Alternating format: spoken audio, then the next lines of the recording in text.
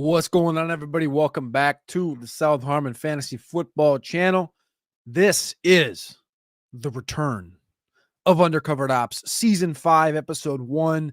We are now approaching Week 4 of the 2024 NFL season. I am Cody Carpentier. If you don't know, now you know. This is Undercovered Opps, and we're back. We're going to be covering, I got a list of 14 guys. This is not your run-of-the-mill waiver show. This is not your run-of-the-mill donkey sleeper show. We're not talking about guys that are owned in a shitload of these leagues, guys that have already went kaboom, Emmanuel Wilsons of the world. We'll talk about Emmanuel Wilson because I still think Emmanuel Wilson's technically undercovered, but these guys out here that are, talking about Braylon Allen and stuff. We're not talking about Braylon Allen today because we already have Braylon Allen if you've been tapped in since day one. It's early in the morning here on Thursday morning, so I appreciate you. I'm drinking water. I'm not drinking coffee this morning, but I appreciate you if you do tap in on this beautiful Thursday morning. Undercovered Opps, the goal was to do it on Wednesday night. I just decided that, you know what? Let's do this thing at the crack of dawn on Thursday morning. So I'm going to jump right into it right here, right now. We're going to talk through some guys to stash, some guys to watch, some guys to go get, some guys to freak out about, some guys to buy, and then finally some guys to play here in Week 4. So we'll start out first and foremost with some guys to stash. Let's start out in Denver, where the landscape of the receiver room in Denver is a bit putrid, I would say, at the current stage of the market.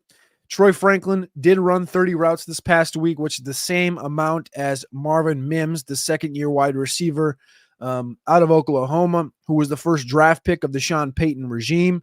When you do look at Marvin Mims' career, which is 2023 and 2024, he had a couple games with 15% target share, but never more than that. And Franklin was inactive to start the season.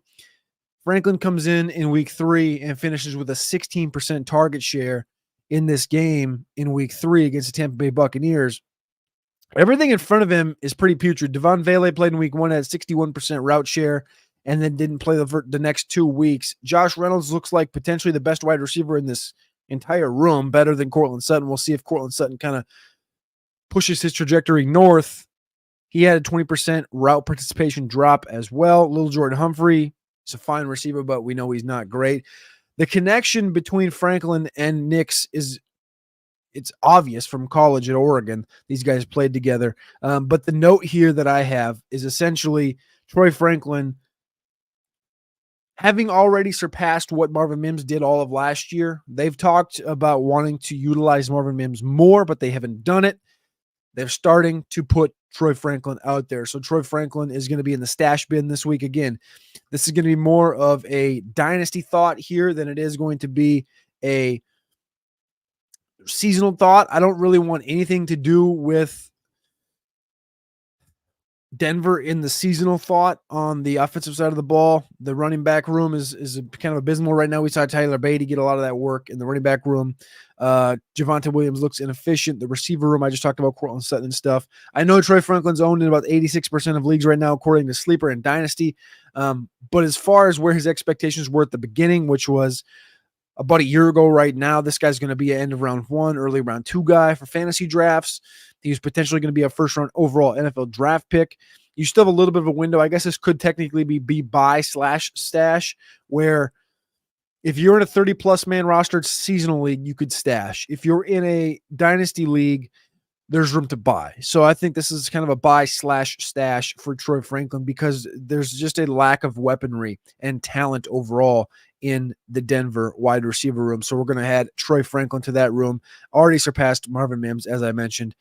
Let's move on to New Orleans. This is one that maybe, I don't know. It's an interesting one to me. Taysom Hill missed Week 3. And the route participation and the targets and kind of just the focal point of New Orleans. First off, they lost, which isn't great. But everything kind of stayed the same in the receiver room for Olave, for Rashid Shaheed. And when you look at kind of what Taysom Hill generally does, which is work everywhere, we didn't really see like a vast bump from anybody. We saw Foster Moreau deal with a 26% route participation drop, which Juwan Johnson had a 26% route participation gain. Okay, so that's even. So what about Taysom Hill? What about Taysom Hill Like out of the backfield, like what's that look like? Like Alvin Kamara saw a 26% bump in snaps. Okay. But then where does this next thing come from? One of these things is not the same, right? All these things, the math is math, and 26% from here to here, 26% from here to here. But where does the Mason Tipton 48% route participation, 16% target share come from? That comes from the Taysom Hill thing. Taysom Hill departs. They need to have one more weapon of kind of consequence out here. We heard a lot about Mason Tipton through the pre-draft process. 5'11", 187 pounds. Guy that went to Yale, 23 years old.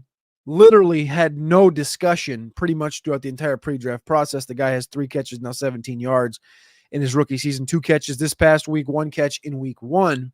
I'm not saying this guy's going to do a lot, but as far as them already kind of vaulting him up this wide receiver ranks, Bub Means is a guy from Pittsburgh that is a pretty good yak creator.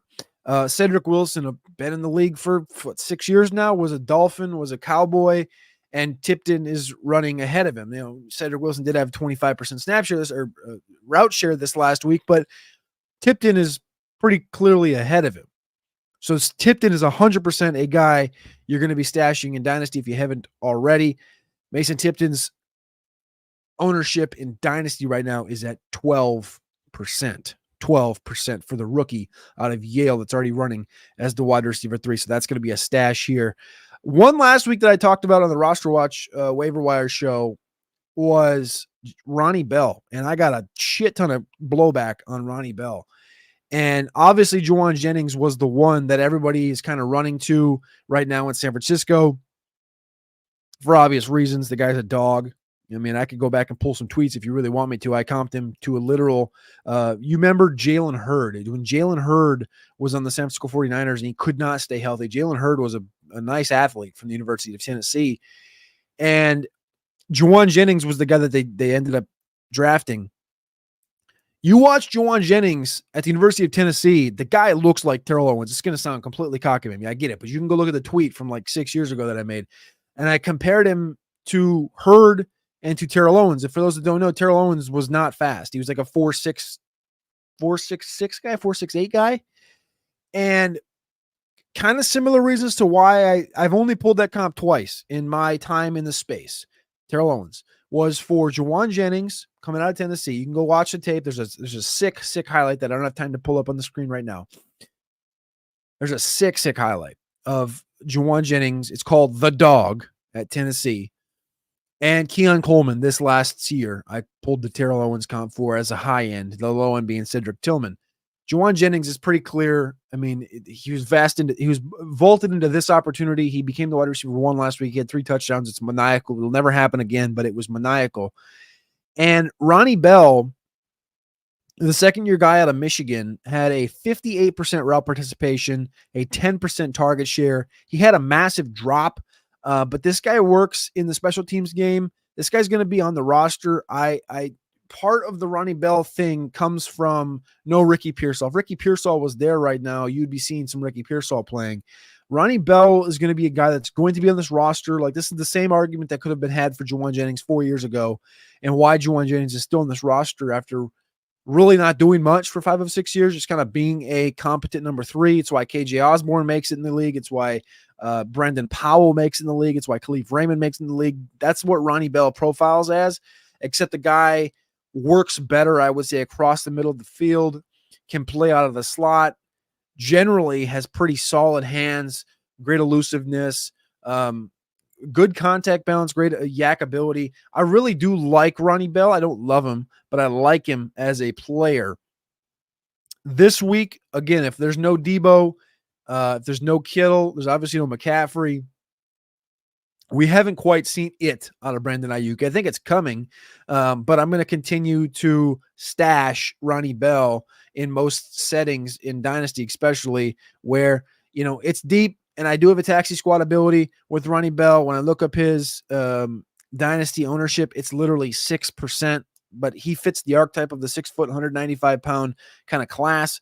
And those are the builds of the players at wide receiver that I like to kind of attach myself to. Tipton's close. He's 5'11", 190. It's like the same conversation. These are just the builds of the guys I like that could potentially grow into a number 2, like we've seen out of Jalen Naylor in Minnesota, who's got a touchdown in each of the first 3 games of the season. So we're going to continue to stash right there. Everybody in the chat, we appreciate you hopping in here. I know it was a surprise episode, but a lot of people on Twitter, on Discord, I've been getting asked, and this has happened the 3rd year in a row where I'm like, man, should I do Undercovered Opps? Should I not? And 2 weeks ago, I started to get some messages like, are we doing Opps this year or not? We're doing Opps, baby. We're doing it. It's my favorite show that I've ever done. I think I can say that wholeheartedly, but it's definitely the one that takes the most time to do the digging, do the work, do the collection, monitor. I mean, we're talking about deep donks right now. That general fantasy, analysts don't want to talk about these guys. They want to talk about the baseline Bobbies, the Braylons, the Roshans, the Buckies. They want to talk about the Jawan Jennings just went nuclear. They don't want to talk about Ronnie motherfucking Bell, but that's what we're here to do. So I appreciate y'all tapping the fuck in this morning. Let's keep on going here. One more stash. So obviously no A.J. Brown for the Philadelphia Eagles. Dallas Goedert goes nuclear. And Devonta Smith gets hurt. Jahan Dotson, they traded for. We know Jahan Dotson, the first round pick. 40 routes, 2 targets. That's not the Undercovered Opp. 40 targets. 40 routes. If you had 40 targets, that'd be cool. 40 routes and 2 targets. That's not the Undercovered Opp. That's not good. That's not something that that's like that whispers wind sprinter to me. But the thing with Jahan is that like he just hasn't been in the offense long enough that I'm not sure what that is. I'll watch it. I'll pay attention to it because I like Jahan Dotson. I'm confused by the whole situation, but I think that's just a complete stay away for me right now. Paris Campbell, who competed with John Ross earlier this spring and summer and fall as the Eagles' number 3 wide receiver before Dotson arrived, 27 routes, 2 targets. But the one that kind of caught my attention was the guy that ran the fewest routes of the 3 guys, and the guy that's 6'7" for the Philadelphia Eagles. That's rookie Johnny Wilson, who saw a 14% increase in routes run, had a 6% target share, again with 2 targets, but he only ran, those 14 routes, and he had the 2 targets. He's a big target himself, and as far as yards per run go, I could pull it up, but I believe it was, I don't know if I can pull it up fast enough. I suppose I should have probably brought this sheet of paper up before. Here it is. See if I can find it here. Come on, right there. Go. Rookie rankings. Yards per route run this was the big data point that was discussed between these 2 Florida State wide receivers this year, was yards per route run. Keon Coleman was 1.74, which we all know is not good. Johnny Wilson was 2.42, which is much more toward the median and much more in line with guys like Brian Thomas, Roman Wilson. And as far as that data point goes, and I know our guy Fusuvu on Twitter will talk about the yards per route run thing quite a bit, that's where Johnny Wilson is the differentiator. And we're seeing it, yards per route run, fantasy points per route run. He's got the targets per route run in this offense already, 31% of the routes. So Wilson with a sh on it. Wilson is a stash, of course, in your dynasty leagues, if you don't already. I know he's more of a, I don't want to say top of the line guy, but like more of a well-known guy from the pre-draft process. He's owned in 37% of dynasty leagues. But as far as your seasonal leagues, Johnny Wilson is currently owned, I would say, in probably about 1 or 2%, 0% of leagues in seasonal. And I know it's completely putrid, but again, if we're talking about a potential of 0 Devonta, 0 AJ in a game, Johnny Wilson's going to get opportunities. So keep an eye on that one. Again, this is a 6'6", 230-pound wide receiver. It sounds completely cockamamie, but again, this is what we do. This is Undercovered Opps. We're digging deep. We're talking deep. We're talking about guys that are just like, if you don't know Let me put you on some game. This show is in season 5, and people ask for it because it's prolific. Because we've called the Quez Watkins games. We called the Zay Jones game when he was a Raider a couple years ago. We've called some maniacal tight end stuff. We got Trey McBride during his lull last year before Ertz left. We got Trey McBride. We went out and in a lot of opportunities over the past couple of years have hammered some of these guys that have broken out. And I'm going to name a lot of guys. It's just the nature of the game, the nature of the conversation. And it's your job to decipher what you like. As an analyst, you give out everything you take, you digest, and you have. As a consumer, you consume and you parse through things I say or things other people say, and you go, ooh, that makes sense. I like that. I'm going to go add Johnny Wilson. I'm going to rip off 14 names. You might think 12 of them suck. That's cool. That's fine. That's what the game is. This is Undercovered Opps, and this is a maniacal show. But if you love it, I love you. Know that. All right, those are the stashes. Now we're watching. We want to keep our eye on a couple of these situations. I want to keep my eye on the Pittsburgh situation, a wide receiver. And speaking of eye, Van Jefferson had an eye injury last week that saw Calvin Austin garner some opportunity in this wide receiver room. George Pickens continued to do what George Pickens does. He's a 24% target share on the season. Nobody's questioning Pickens other than potentially being worried for the balloon to pop on Justin Fields' ability to throw the football. Calvin Austin doubled down on a 57% route participation. The difference in this one was the guy decided that those targets were going to turn into a touchdown and 90 yards, which is freaking awesome because Calvin Austin, if you don't know, now you know, was a season 4, season 3 undercovered op. This was a puny guy that we knew had the dynamism because we saw him. I was there at training camp last year and watched him through the pre-draft process. This guy's sick. I mean, this was Calvin Austin walked so Tank Dell could run last year. That's how that came around. And Calvin Austin now got his opportunity, man. And he's healthy. He wasn't healthy last year. So I don't know what to make of it. But like I said, this is a watch for me. I'm watching to see when Van Jefferson comes back in week 4, what the routes look like, because again, Calvin Austin's route stayed the same. The difference was when Van Jefferson went out, again, he ran 76% week 1, 81% in week 2, dropped down to 14% week 3 because Scotty Miller is the one that came in and ran 60% of the routes, a 6% target share.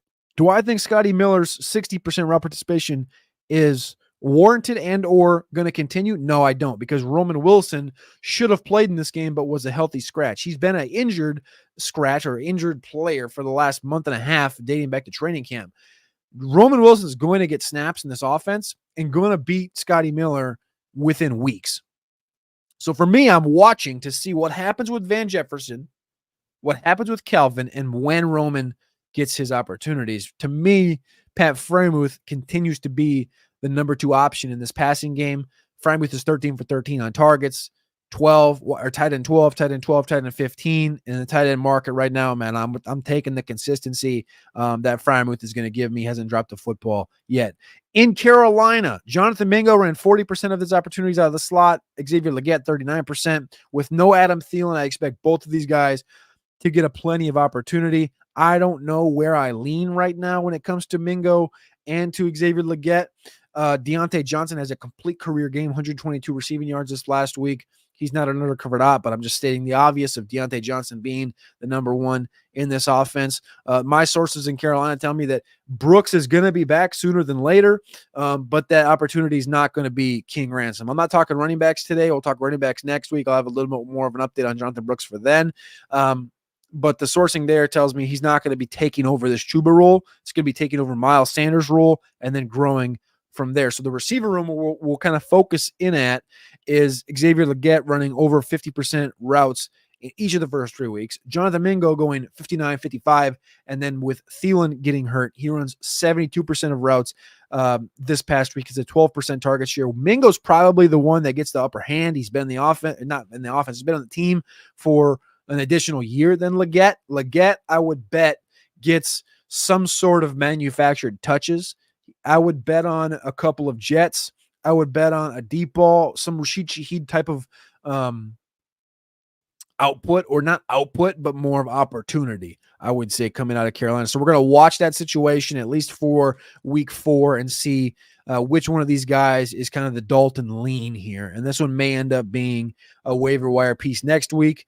But if it's just more of a participation thing, we'll probably talk about it. We'll probably touch on it a little bit again next week on Undercovered Opps. The last one I'm watching is Los Angeles. Quentin Johnston, Los Angeles Chargers. Quentin Johnston is he's your wide receiver 1?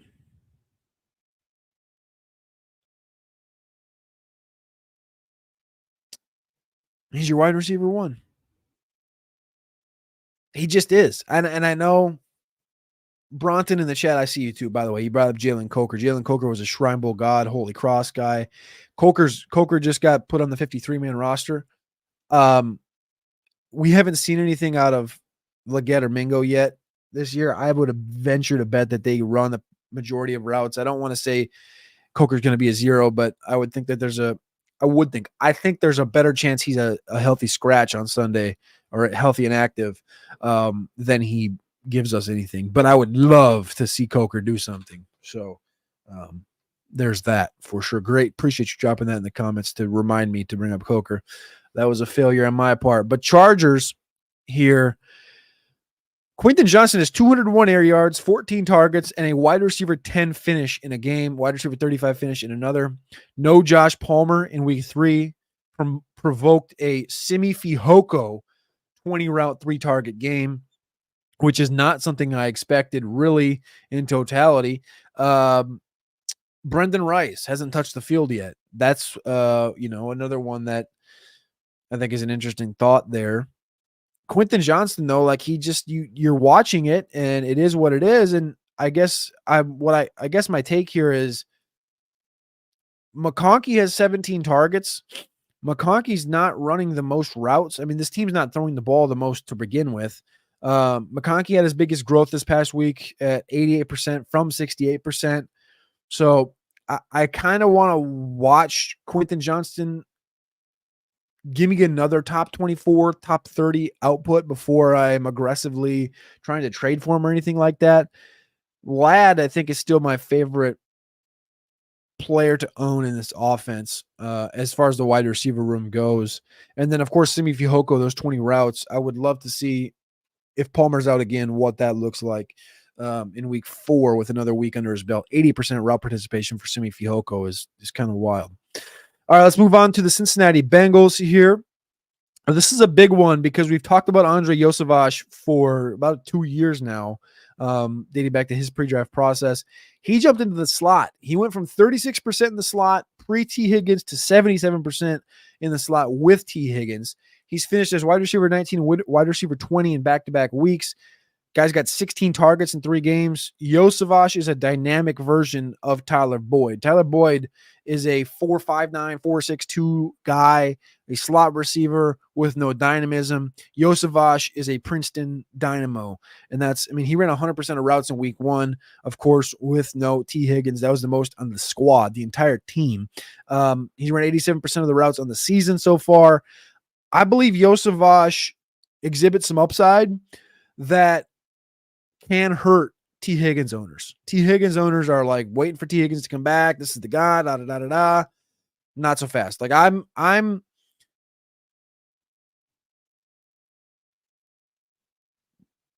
confidently going to continue to kind of scrape up Iosivas shares in opportunities where people are like, oh, T. Higgins is back. Iosivas, cut him. 83% ownership in Dynasty right now. In seasonal leagues, Iosivas is owned in 31% of leagues. Like back-to-back 14 and 16 fantasy point games. They play Carolina. Who's J.C. Horn going to be on? Chase. Baltimore. Who's Marlon Humphrey's going to be on? Chase. New York Giants. Toasty. Cleveland. Denzel Ward's going to be on. Chase. Eagles. The back end has not been great. Should be good by week 8. But still, Iosivas in the slot. Vegas in week 9, Cheeks. Back to Baltimore, cheeks in the slot. Week 11, the Chargers. Like, this is a great stretch, and I know that there's potential for Herbert not to play and things of that nature. Josevich is going to continue to eat. That's just the fact of the matter. So go get and continue to pick up your Josevich. Higgins is back. People are going to be dropping Josevich because of that and not really caring or paying attention. I'm all in on Josevich. Can continue to hammer that home. Go get the Washington Commanders wide receiver, soon to be wide receiver 2, Luke McCaffrey. Week 3 saw De'Ami Brown's routes drop from 61% to 23%, 61 to 23. Not good. Noah Brown went from 32 to 58. Who cares? I expect that to turn into McCaffrey. Luke McCaffrey, the wide receiver from Rice, the brother of Christian, was at 71% week 1, 61% week 2, and 35% in week 3. That's a negative trend, but the output has been kind of, I don't want to say opposite because it's not quite opposite, but the output was 4 points in week 1, 0 points in week 2, and 7 points in week 3. He's caught in all 6 of his targets. He had 44 yards in week 3 against Cincinnati. They play Arizona, Cleveland, Baltimore, Carolina, Chicago Giants. Pretty strong schedule for success at the wide receiver position. We're seeing Jaden Daniels week by week get better and better. We talked about this with Jalen Hurts year over year, from Bama to Oklahoma to Philadelphia, year over year get better. We're seeing Jaden Daniels get better week after week after week in the NFL. He had Ertz. He just lost Eckler. When I say he had Ertz as a connection to begin the season. He just lost Eckler, who did not make the trip this week to play Arizona. He unlocked Terry McLaurin last week. The snaps have went down for De'Ami Brown for some reason. They haven't even, it's really weird they haven't really even tried De'Ami Brown downfield. And McCaffrey is one that we've heard Jaden Daniels converse about quite a bit as far as getting working in the preseason. So Luke McCaffrey is a guy I'm just going to continue to stay on at the wide receiver room, and I'm going to go get him 100% of the time.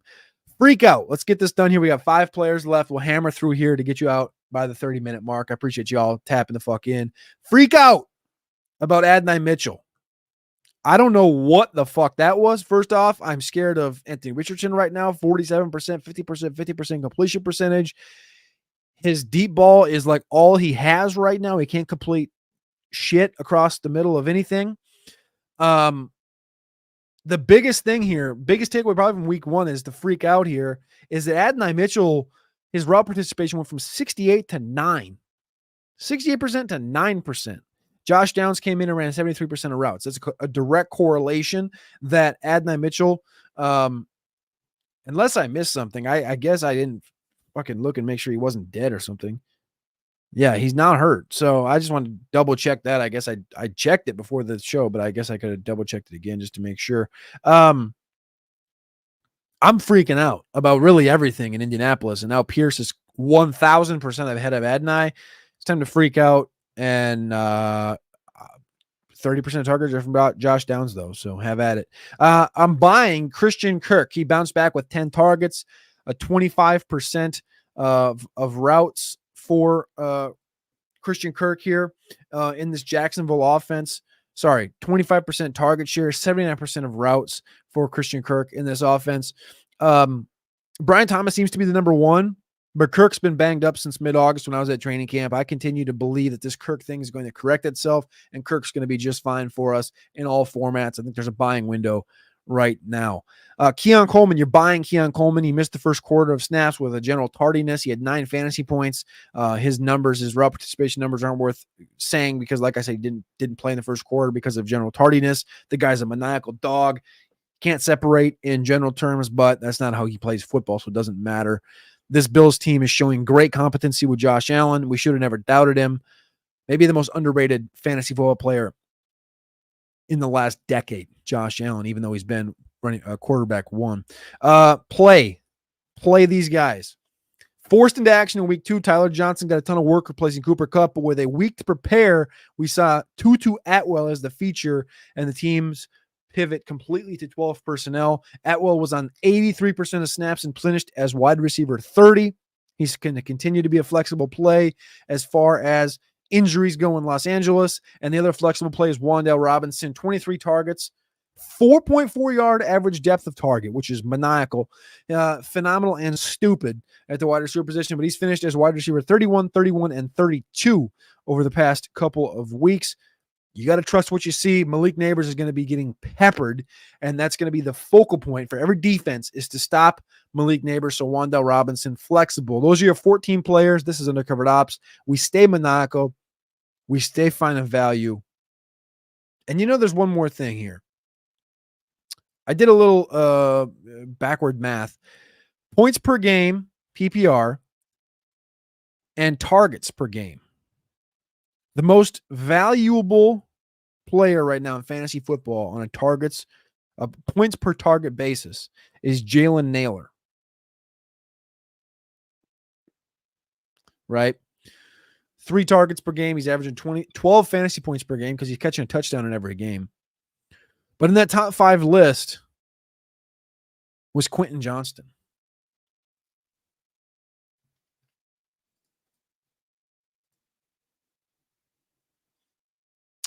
Maybe we pulled the Uno reverse card, just like we did with Romeo Dobbs.